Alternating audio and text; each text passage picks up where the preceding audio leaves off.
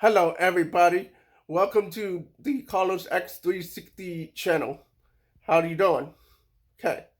Today we're going to talk about Vince Russo and why the wrestling business is dying and why the WWE and AEW and TNA, the new TNA, um, I think it's dying, and Russo brings up a good point about how the wrestling business is not going to go anywhere. But I add one more thing to it. We're going to talk about AEW first, and then we're going to go to the WWE because it's a bigger problem. He makes another point somewhere else. I'll do that in a different video. Today we're gonna do something a little different because I like video games, I like technology, and I like wrestling. But the wrestling business is dying as we speak, and it's not because of the how we say it gymnastics performance artist. This is what the video is about. Performance artist. So they do wrestling moves, okay? And these wrestling moves, they're not wrestling like in high school where you go like on the ground and you grab your grapplers and you wrestle out the ring. Um, there's no like ring out rules, none of that. So the wrestling business is about like hitting each other in the face, punching each other in the stomach, and wrestling into the mat. And then there's like gymnastic outside of the ring, gymnastic in the jumping and suplex special moves, the frog flat splashes. That's what they call them. But here's the problem. It's not just the gymnastics of the wrestling business. It's the ability to book a wrestling match to make it entertaining to the people that watch it, the wrestling business, whether it's live or on TV.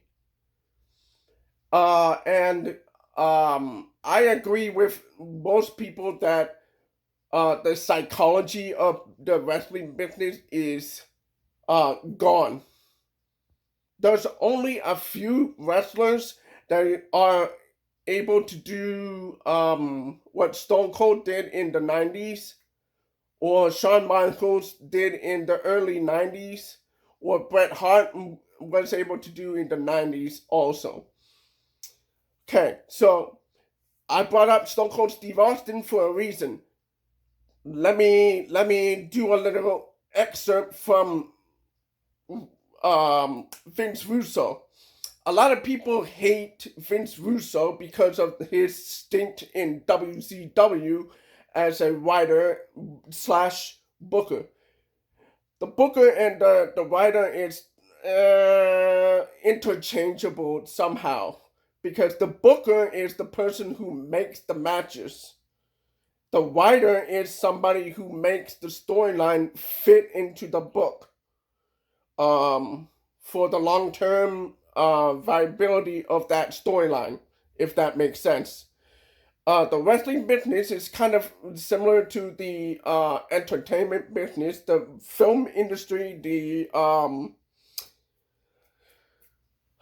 film industry and the television industry, in that you're supposed to make your watcher, your live audience, invested into the storylines and the matches that are in the storylines. Okay? And I'm gonna agree with Vince Russo on one thing. Because AEW is a great upstart company and it's growing in popularity, But there's a problem with that. And let's watch along with Russo here. I don't care about your Mark's attitude towards Vince Russo. He's the one that pushed the ratings war on WWE. He's the one that pushed the ratings all the way up on a weekly basis. He's the one that made the matches really, really interesting. So let's go with what he has to say for now. Okay, so let me press play. Ever garner a casual fan audience with their presentation of the product. Never. So the people watching AEW are the only people that are going to watch AEW. And quite frankly, the same goes for the WWE. The only people watching WWE currently. That's true. I love WWE. I watch it on a weekly basis. But there's one problem with that. That one snippet with that. Okay? It's not a problem with his statement. He's telling the truth. But the problem is the wrestling business is currently just one echo chamber, if that makes sense. Like Twitter. When you go on Twitter, you're gonna scream to a void of people that will want to listen to what you have to say, but you have to make it into their ideology, what they want to hear. Okay, that's the wrestling business today. Okay, they call these people marks for a reason. So marks is people who will watch something and be excited for it. It's kind of like ordering McDonald's and then eating it and then saying you love it no matter what is inside that sandwich. It's processed food, bro. Why would you want to eat processed food? Come on. Are you gonna buy a crappy sandwich and then enjoy that crappy sandwich? Beyond being forced to do it because you need to eat it at that moment because there's no other choice. Beyond that, you're not gonna eat a crappy, shitty sandwich. No, you're not. It's quality. You want quality product, you buy something quality product. But the wrestling business is not quality product right now. That's what he's saying. Okay? They're not thinking about the casual, the people that will change the channel to that particular program and watch it the whole time through. Okay? My story with the wrestling business is that I was watching with my family about WCW. I like a match between Hogan and somebody else. I forgot. I think it's Randy Savage or something. But that match, and everybody's taking pictures. It was the 90s was just crazy for wrestling. It was crazy. Okay? And then I came back into the wrestling business via a different friend of mine. Excuse me. Sorry. Okay. I had like a choke chocolate thing going on here. Anyway, the next time that I watched wrestling, it was in the Attitude Era with Stone Cold Steve Austin. And I enjoyed his gimmick because It's not because I like him like a mark. I like him as a casual fan. Okay? Because the wrestling business at that point of time, it was not like up, up, up. Like it was not extremely popular. It was right after Austin did that famous Austin 316 promo. The one he did with Jake the Snake Robert. I hope I got that right. Okay. So anyway, what he says here is the wrestling business is so niche right now. It's like it's in its own bubble. Okay? That bubble can't go outside. Okay? AEW does not have a storyline anywhere in any of the matches. Every match is like a booking. That's it. There's no storyline. There's no investment in the matches. None. Vince Russo just said it. He said it in a implication kind of way. Because the psychology between one wrestler to the other is gone because the matches are booked like randomly, like out of thin air, with no rhyme or reason. So it's like, why are we watching AEW if there's no actual progression from one week to the next week? You're supposed to stay in the program and say, I want to see what happens next week. That's what the Attitude Era was. Okay? Now, I'm going to go ahead and continue a little bit more.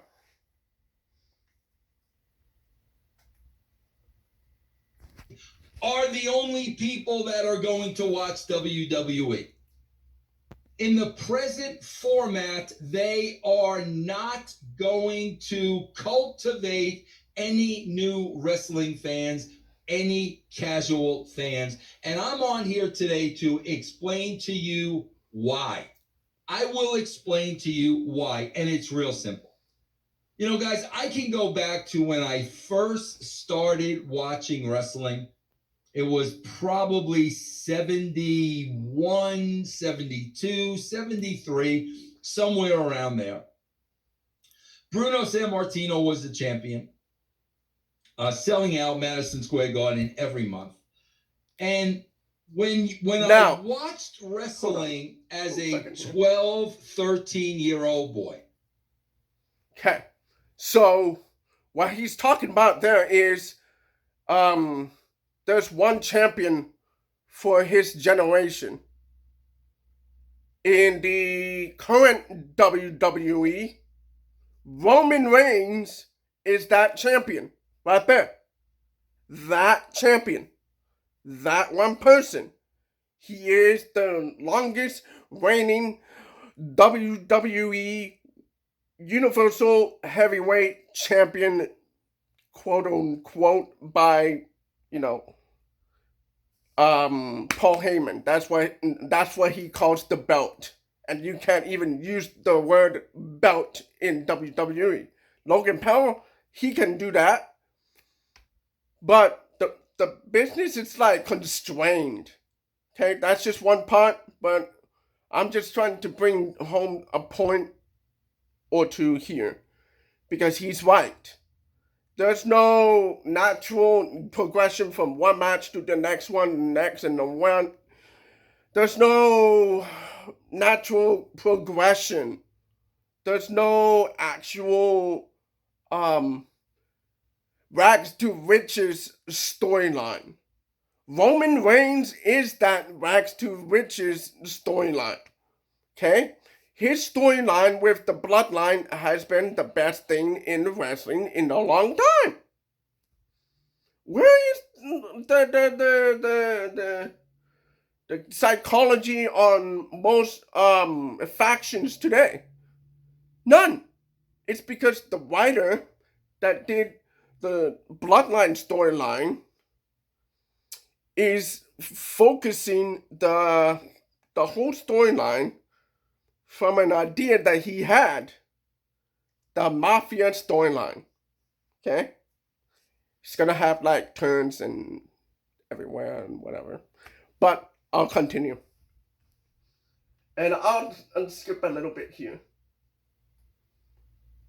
And there's heat, and there's, you know, baby faces fighting from underneath, and there was a story. Speaking of that, hold on it. here. You knew it was a work, but they were so good. Speaking of heat, and speaking of what's going on in AEW, that whole thing with CM Punk is bullcrap. That's childish bullcrap. Okay? CM Punk can be whatever he want to be. I don't care. But you have 3 VPs. I got that right? Like AEW VPs, Vice President of that promotion, correct? Okay, so you have at least 3 bosses who are looking for heat with CM Punk, and he's the one driving, he's the one doing the draw to your company, and you want to do heat with CM Punk so you can get him fired, and then what? You gonna lose money? Are you crazy? That's your job. You are VP. Your job is not to destroy the draw of the company. CM Punk brings in money. If anything,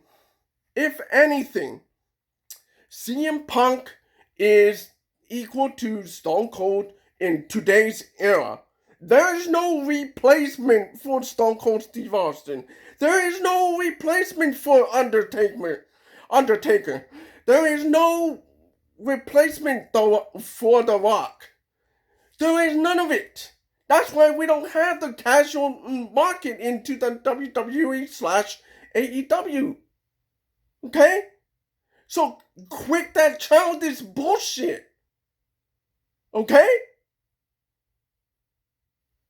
Now, let's continue. At that, their craft, they sucked you into believing this was a real fight. Guys, I can remember I was in my 20s, bro, when WrestleMania 3 came around. And I remember watching the Steamboat Savage match at WrestleMania 3. My story is I was 15 years old, 17 years old, somewhere there. I was that casual viewer. I was like him. Okay? I was like, hey, I believe in the storylines of Stone Cold Steve Austin and Vince McMahon. But all that is gone because of the constraints in today's product. That started in the 2000s WWE. Yeah. So for 20 years now, the wrestling business has been failing so bad because there's so much constriction to what a wrestler can do and what a wrestler cannot do, and then how you know how the gimmick, that character is a gimmick. So each wrestler has like a gimmick, and you have to stay with that gimmick to stay in character for that storyline and for that week. And you have to stay on that gimmick for the whole duration of the contract or whatever. WWE constrains each wrestler to their given gimmick, not the wrestler. The wrestler can have a creative idea about how to bring the casuals in, but WWE is not going to listen to that. So that's the other part that he's saying here. Um, it's not spoken, but it's inferred. So that's what he's talking about. Yeah. And I remember, man, right after WrestleMania 3, Savage and Steamboat were going around the circuit. And they were going to have a steel cage match at Madison Square Garden, bro. I'm in my 20s, bro. And I bought tickets for my father and I because I wanted to see the WrestleMania follow-up. Again, I am looking at professionals, whereas I know this is a... That's true. That's true. So, let me put it another way so you understand, okay? Stone Cold has all these storylines in WrestleMania super moments, okay? What he's talking about there, I remember those little storyline packages. That's what they call it. Like the commercials that come on and they show you the storylines, what happened there. Savage and someone else, I forgot, they were battling in the car, and then they were doing a high-speed chase, and then they went to WrestleMania, and then it was so real. That's what he's talking about. That psychology is not there anymore. Okay? Another example is the whole entire NWO takeover of WCW. That whole thing was like eighth to be. It was almost real. Eric Bischoff even talks about a moment where they went to the parking lot and they were fighting with each other, and the neighbors called on them. Guess what? That was real. But the whole thing was meant for the show.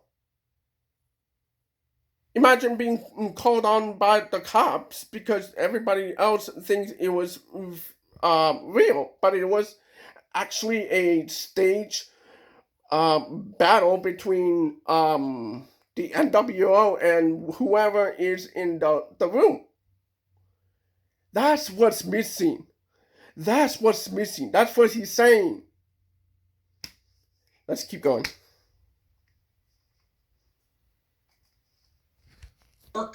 I know this is choreographed, but they are so great at their craft that once you start watching it, bro, they suck you into it, man. And for those minutes or that hour, they are suspending your disbelief because the work is believable. The work is... For those of you who don't know what work is, it's let's say I say to somebody else, he's a deadbeat dad. That's what Rey Mysterio slash Dominic Mysterio is. That's a work. That whole thing, that whole storyline, that was work. That was work. Because the next week and the weeks or the months that follow, boo, the whole building and booed him out of the building. That's work. That's how you work the wrestling business. That's how you do it. All you have to do is take that one modicum of realism and then blow it up. Everybody start talking shit. Everybody start saying you're this, you're that. Dead be dead. Well, that one little line made heat for Dominic Mysterio for months. Months. That's what's missing in the wrestling business today. And that was in WWE. You can't get away with that in other gimmicks. It is only when WWE okays your work. That's what she's talking about. Believable. You understand what I'm saying? The work, they're workers. The wrestlers are working together. The work is believable. And that was throughout the WrestleMania years, throughout the Hogan years, bro, throughout the Attitude Era, bro, throughout the NWO, throughout the Monday Night Wars. Your suspension of disbelief, bro, because you were watching pros and they understood one thing. They are supposed to make you believe, bro. That is their job. Every match, every promo, they are supposed to make the audience believe. They are supposed to suck in the audience. And these men and these women were so great at their craft that that's what they did, bro. They made you believe because as a fan watching, you wanted to believe. You wanted to believe. That is true. And as a casual fan, you knew. And it's missing though. If I was involved in a real fight, I would do that. If I was involved also missing in a real fight, I would do this. If I really hated somebody, I would say that. You bought into it, bro. Okay. So, what she's talking about there is, even though that most moves are choreographed,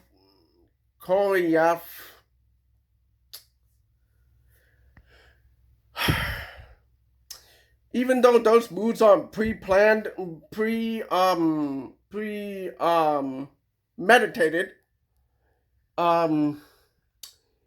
they made you believe that each punch, each wrestle is real. But let me put it another way.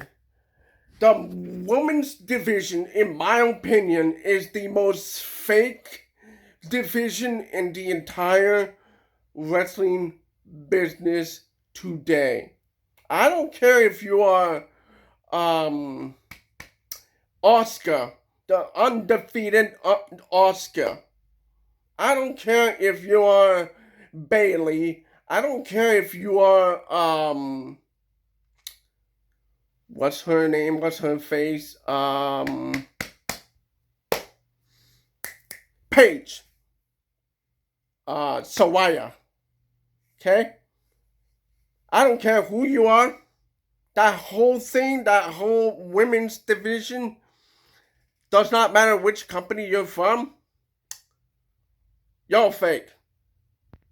You're not gonna punch another woman in the face and make people believe. My mom, for example, she watches with me sometimes, and guess what? She doesn't believe a single thing on that screen with women. 5 minutes. She was watching 5 minutes of women's wrestling, and she went, "What is this? What the hell is this?" She watches like Roman Reigns against Seth Rollins. She believes that. You know why?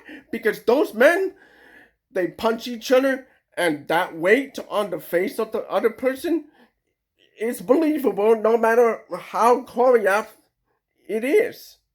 No matter what. Okay? That's the one thing that I don't like about the wrestling business today, too.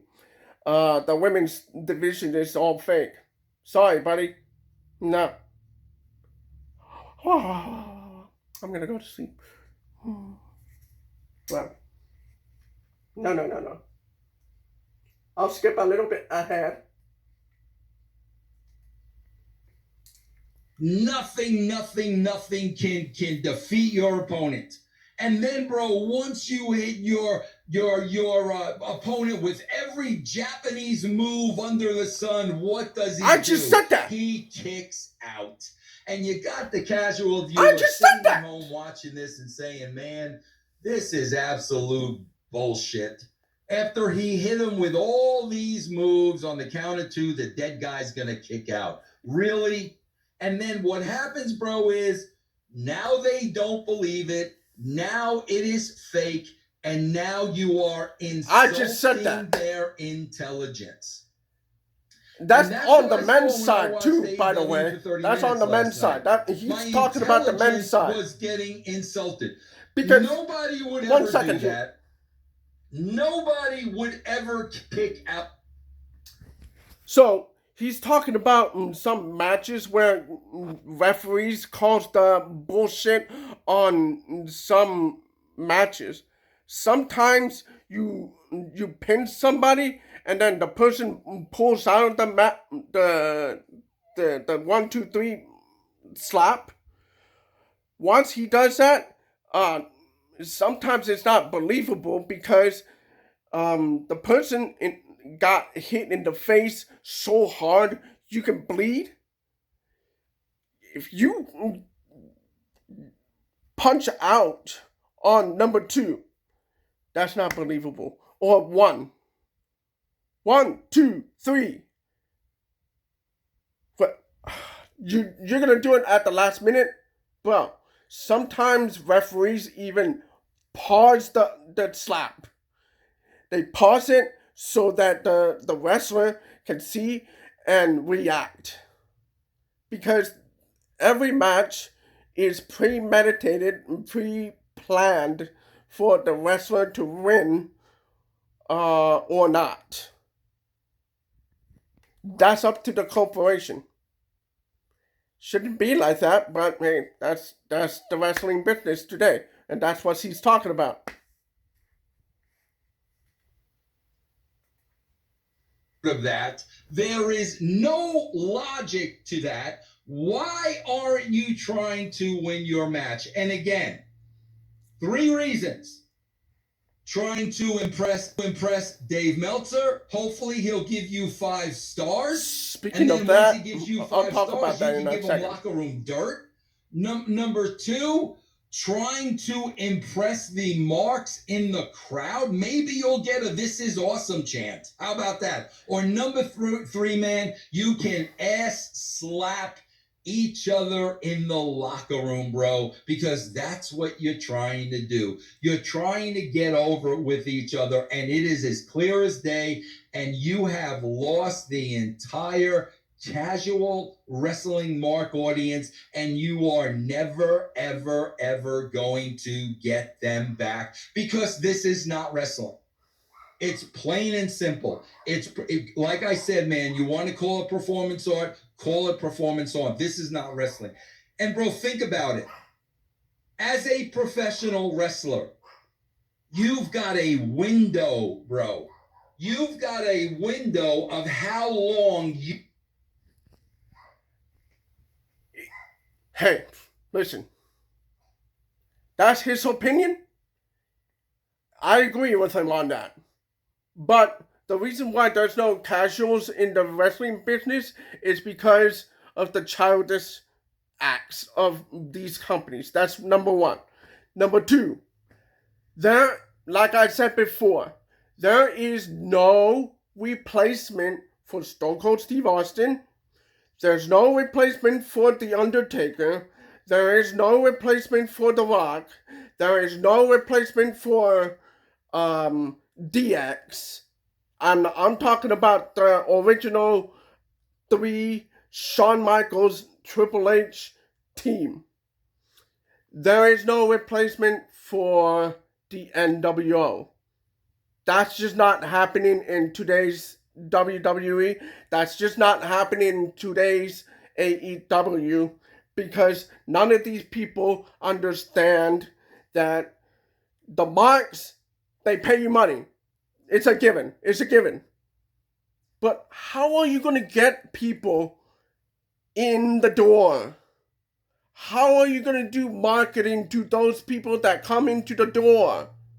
How are you going to get the actual new person to say, hey, I like what's going on TV.